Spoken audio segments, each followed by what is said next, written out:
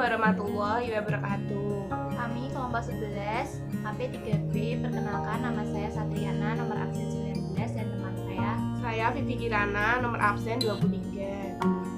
Pada kesempatan kali ini kami akan menyampaikan materi tentang audit transaksi luar negeri. Baiklah, langsung saja ke materinya. Di materi kali ini kami akan membahas beberapa materi. Yang pertama tentang audit dokumen ekspor-impor. Yang kedua, audit bidang ekspor. Yang ketiga, audit bidang impor. Yang keempat, audit prosedur dana valuta asing. Dan yang kelima, jasa valuta asing. Kegiatan usaha bank yang berkaitan dengan luar negeri atau internasional umumnya ditekankan pada pemberian fasilitas pelayanan perdagangan luar negeri atau biasa kita sebut dengan ekspor-impor dan pembiayaan untuk perdagangan tersebut. Kegiatan bank yang berkaitan dengan transaksi luar negeri antara lain: yang pertama, menerbitkan Commercial Letters of Credit atau LC untuk impor barang. Yang kedua, menerbitkan Standby LC. Yang ketiga, melakukan jual beli valuta asing, baik untuk memenuhi kebutuhan bank sendiri maupun nasabah atau eksportir-importir yang menerima atau melakukan pembayaran dalam valuta asing. Yang keempat, membeli vessel ekspor nasabah, jual beli uang kertas asing termasuk traveler's check, serta mengalihkan ke luar negeri atau inkaso, draft valuta asing, dan traveler's check yang diambil alih. Dan yang terakhir, melakukan transfer valuta asing. Dalam audit bidang luar negeri, banyak faktor-faktor yang perlu diperhatikan secara khusus dengan berbagai pertimbangan, antara lain, yang pertama, adanya peraturan yang sering berubah dari suatu periode ke periode yang lain. Dua, dalam transaksi-transaksi luar negeri tersebut selalu dilibatkan berbagai mata uang yang nilai tukarnya berbeda, dan juga nilai tukar tersebut selalu mengalami perubahan. Yang ketiga, transaksi ini juga menyangkut pihak luar negeri hingga persyaratan yang telah disepakati harus dilaksanakan dengan baik. Dan yang keempat, memperhatikan kesalahan-kesalahan yang sering terjadi dalam mengerjakan dokumen-dokumen ekspor-impor yang dapat merugikan. Nah, untuk dokumen ekspor-impor yang sering digunakan biasanya ada 7. Yang pertama, letter of credit atau LC. Yang kedua, draft. Yang ketiga, commercial invoice. Yang keempat, bill of lading. Yang kelima, insurance document. Yang keenam, sertifikat, list, and sheet. Dan yang ketujuh, dokumen-dokumen lainnya. Nah, kali ini kita akan membahas tentang prosedur auditing pada tiap-tiap dokumen yang tadi telah kita sebutkan. Yang pertama, letter of credit atau LC. Prosedur penelitiannya ada 11. Yang pertama, LC yang diterima tersebut telah dites keabsahannya atau angka tes, tanda tangan, dan lain-lain telah dites autentikasinya. Yang kedua, status LC yang diterima tersebut operatif credit instrument atau pre-advice. Yang ketiga, telah dicatat dalam registrasi yang disediakan secara tertib. Yang keempat, reputasi bank pembuka LC cukup baik. Yang kelima, kondisi LC yang bersangkutan. Yang keenam, expiry date LC tersebut lebih panjang dari late shipment date bill of lading. Yang ketujuh, tanggal berlakunya expiry date adalah tanggal di Indonesia. Yang kedelapan, syarat peruntukan LC tersebut adalah available by negotiation. Yang kesembilan, klausula yang mempersulit pelaksanaan LC telah diperbaiki. Yang kesepuluh, reimburse kepada bank ketiga dengan kondisi clean reimbursement. Dan yang terakhir, ada penegasan LC tunduk pada Uniform Custom and Practice yang terbaru. Selanjutnya adalah prosedur penelitian draft. Yang pertama, nomor LC tidak ada atau ditulis salah. Yang kedua, draft diserahkan setelah expiry date atau tanggal jatuh tempo, atau apabila bank tutup pada tanggal LC jatuh tempo, Draft diunjukkan pada hari kerja pertama sesudah expiry date. Yang ketiga, nilai daripada draft lebih besar daripada nilai LC. Yang keempat, tenor tidak sama dengan tenor yang disebut dalam LC. Yang kelima, draft ditarik bukan oleh beneficiary yang ditunjukkan dalam LC. Yang keenam, tanda tangan penarik tidak tercantum. Yang ketujuh, draft tidak di-endorse oleh PI di sebelah belakangnya atau endorsement dilakukan tidak benar. Yang delapan, klausula yang diminta dalam LC, misalnya klausula interest, tidak dicantumkan. Yang kesembilan, instruksi-instruksi lainnya yang terdapat dalam LC tidak dipenuhi. Yang kesepuluh, draft ditarik pada pihak lain. Yang kesebelas, draft dapat dibayarkan pada tanggal yang tidak ditentukan. Dan yang terakhir, kapasitas dari penandatanganan tidak memenuhi ketentuan yang ada. Nah, yang ketiga, prosedur penelitian pada dokumen commercial invoice. Ada 12 prosedur juga. Yang pertama, diterbitkan bukan oleh beneficiary LC atau nama tidak identik. Kedua, nama pembeli tidak identik dengan nama account party pada LC. Yang ketiga, keterangan mengenai barang atau kecuali kuantitas tidak identik. Keempat, kuantitas barang melalui leeway yang diizinkan. Leeway itu batas kurang atau lebih. Yang kelima, nilai invoice melampaui LC atau melampaui leeway yang diizinkan. Yang keenam, jumlah harga yang terdapat dalam invoice berbeda dengan yang terdapat dalam LC. Yang ketujuh, tanda persetujuan dari konsul negara importer tidak dicantumkan sebagaimana yang diminta oleh LC. Kedelapan, tidak ditandatangani sebagaimana syarat LC. Kesembilan, syarat LC lainnya tidak dipenuhi. Yang kesepuluh, jumlahnya berbeda dengan jumlah nilai yang ada pada Bill of Exchange. 11, tidak tercantum adanya suatu pernyataan bahwa invoice ini dibuat atas dasar LC-nya itu sendiri. Dan yang terakhir, ditambahkannya biaya ekstra, padahal tidak tercantumkan dalam LC. Selanjutnya, dokumen Bill of Lading. Prosedur penelitiannya yang pertama, jumlah lembar tidak sesuai dengan yang dibutuhkan. Yang kedua, adanya perubahan yang tidak otentikan oleh pejabat yang berwenang dari perusahaan pelayaran atau agennya. Yang ketiga, tidak disebutkan on board sesuai dengan yang disyaratkan. Yang keempat, pernyataan on board tidak diberi tanggal. Yang kelima, pernyataan on board tidak ditandatangani atau disahkan oleh penangkut atau agennya. Yang keenam, perincian barang yang dimuat berbeda dengan yang tercantum dalam LC. Yang ketujuh, pengapalan atau shipment yang dilakukan dari pelabuhan dan tujuan yang berbeda dengan yang disyaratkan. Dan yang terakhir, bentuk dari Bill of Lading-nya sendiri tidak sesuai dengan yang diminta dalam dilakukan. Misalnya, Charter Party Bill of Lading, Forwarding Against Bill of Lading. Dokumen yang kelima yaitu Insurance Dokumen. Prosedur penelitian yang dilakukan, yang pertama, diterbitkan oleh suatu maskapai asuransi atau oleh underwriter.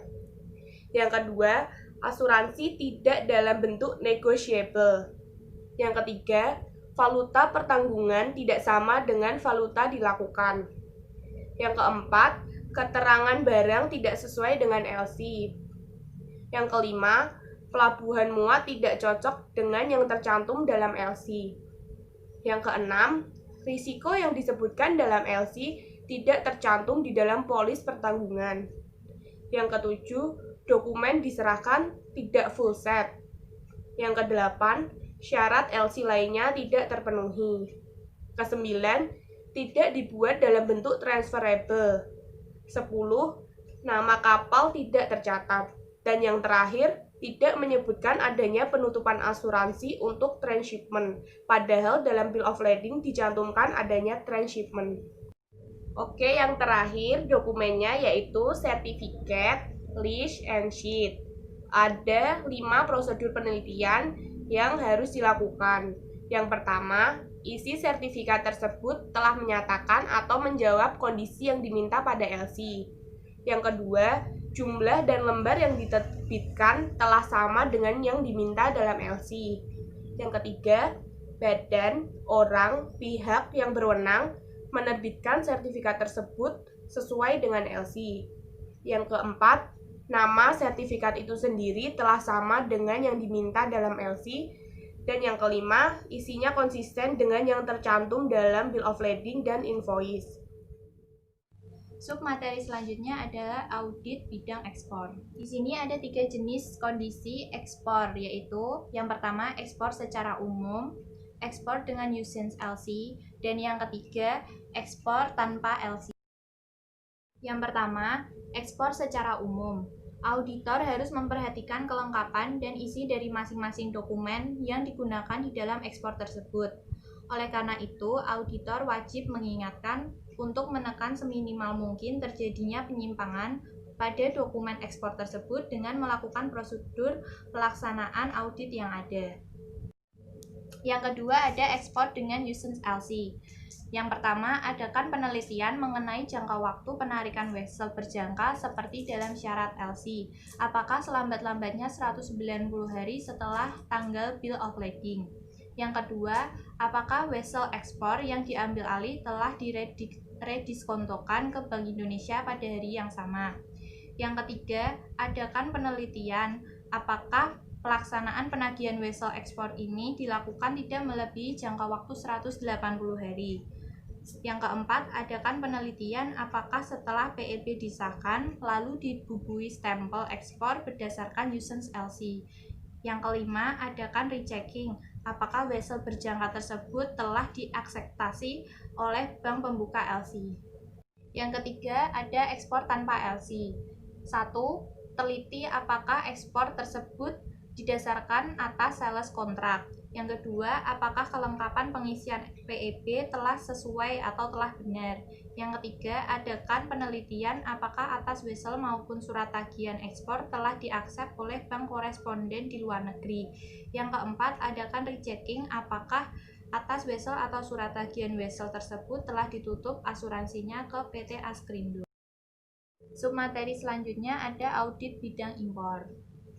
Ada 12 langkah-langkah dalam pelaksanaan audit, yaitu yang pertama, adakan pengecekan audit tambahan barang kembali tentang barang-barang yang diimpor tersebut. Yang kedua, adakan penelitian apakah jenis barang dalam LC tidak diadakan perubahan lebih dari 2 kali. Yang ketiga, adakan pengecekan kembali pada saat proses permohonan pembukaan LC. Yang keempat, pada saat pelaksanaan pembukaan LC dan adakan pengecekan kembali. Yang kelima, perhatikan kondisi dari pembukaan LC tersebut. Yang keenam, perhatikan cara penerusan LC, apakah dilaksanakan sesuai LC. Yang ketujuh, apakah kopi PPLC, LC, amandemen telah diserahkan pada surveyor. Yang kedelapan, apakah pembukaan LC telah ditutup asuransinya. Yang kesembilan, apakah pembukaan LC tersebut telah dicatat dalam buku register yang disediakan untuk maksud tersebut dalam tertib. Yang ke-10, adakan penelitian terhadap schedule of reimbursement. Yang ke-11, adakan pengecekan kembali terhadap dokumen-dokumen. Yang ke-12, adakan penelitian terhadap formulir PIUD. Materi selanjutnya yaitu audit prosedur dana falas. Di sini ada 2 jenis audit prosedur dana falas. Yang pertama yaitu giro falas dan yang kedua deposito falas. Di sini ada 4 prosedur audit pada giro falas. Yang pertama, teliti apakah ketentuan dalam pembukaan rekening giro telah memenuhi syarat pembukaan rekening pada umumnya yang berlaku pada bank yang bersangkutan. Yang kedua, teliti apakah nasabah tidak diberikan buku cek. Yang ketiga, teliti apakah penarikan dan penyetoran bank notes telah dikenakan komisi yang sesuai dengan ketentuan yang berlaku pada bank yang bersangkutan. Dan yang terakhir, teliti apakah perhitungan dan pemberian jasa giro telah benar. Selanjutnya ada 4 prosedur audit pada deposito falas. Yang pertama, adakan penelitian apakah prosedur penempatan deposito falas telah sesuai dengan ketentuan. Yang kedua, apakah penyetoran nasabah dengan valuta rupiah telah dihitung dengan kurs beli yang berlaku pada saat tersebut. Yang ketiga, apakah perhitungan bunga telah sesuai dengan nominal jangka waktu dari deposito yang bersangkutan. Dan yang terakhir, adakan penelitian apakah penyetoran dan penarikan dalam bentuk banknotes telah dikenakan komisi sesuai dengan peraturan yang berlaku. Subbab selanjutnya yaitu ada jasa falas.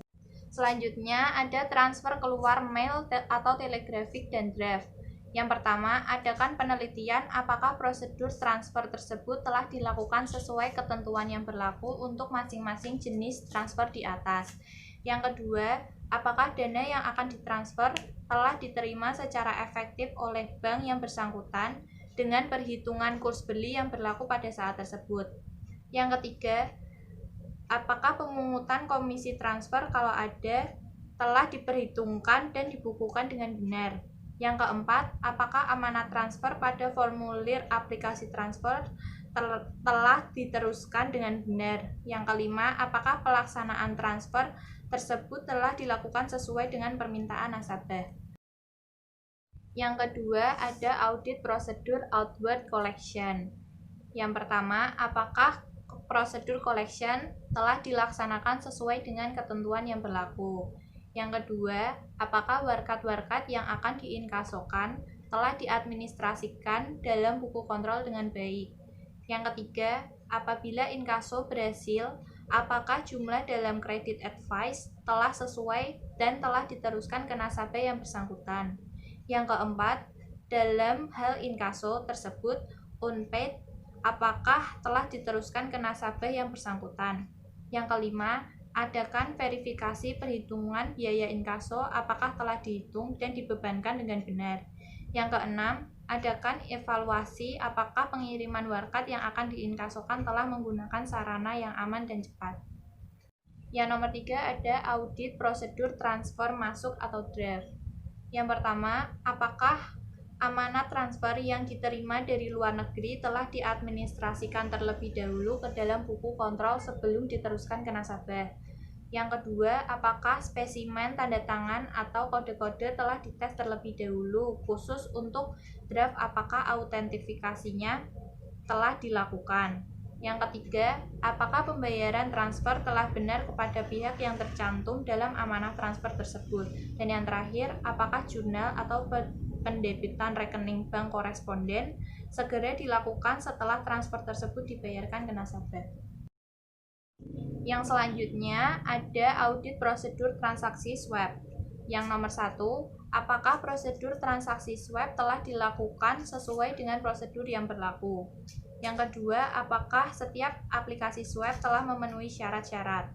Yang ketiga, apakah atas swap yang akan ditutup tersebut masih tersedia plafon dari Bank Indonesia. Yang keempat, apakah setiap swap yang ditutup telah di-reswapkan ke Bank Indonesia. Yang kelima, apakah komisi swap telah dihitung dan dipungut sesuai dengan ketentuan yang berlaku pada bank yang bersangkutan. Selanjutnya, nomor 6, apakah kurs transaksi swap tersebut telah benar. Nomor 7, pada saat swap dilunasi, apakah bukti pelunasan PBDR dari nasabah telah diserahkan pada bank. Nomor 8, apakah pelunasan tersebut oleh nasabah disetorkan valuta secara efektif dan tepat sesuai dengan jangka waktu kontrak swap. Yang nomor 9, apakah asli kontrak swap telah dikembalikan kepada nasabah dan telah diperforasi selesai. Yang terakhir, apakah administrasi atau pencatatan pada buku kontrol telah tertib. Selanjutnya, nomor 5 ada audit prosedur transaksi banknotes. Yang pertama, adakan stok opnam dan cocokkanlah dengan buku kontrolnya. Yang kedua, adakan penelitian apakah banknotes yang diperjualbelikan hanya banknotes yang convertible di Indonesia. Yang ketiga, adakan verifikasi apakah transaksi jual beli banknotes digunakan kurs beli atau jual yang berlaku. Yang keempat, periksa apakah alat-alat untuk pemeriksaan dolar atau falas palsu masih berjalan dengan baik.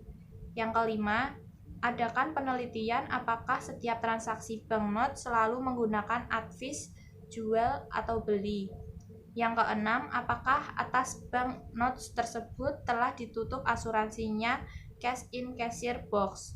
Yang ketujuh, apakah pembelian banknotes pada pecahan yang besar diadakan catatan nomor serinya dan alamat penjual. Berikut adalah referensi materi yang kami gunakan untuk membuat presentasi pada kali ini. Sekian presentasi kita pada kali ini. Terima kasih atas perhatian dari teman-teman semua. Kurang lebihnya kami mohon maaf. Wassalamualaikum warahmatullahi wabarakatuh.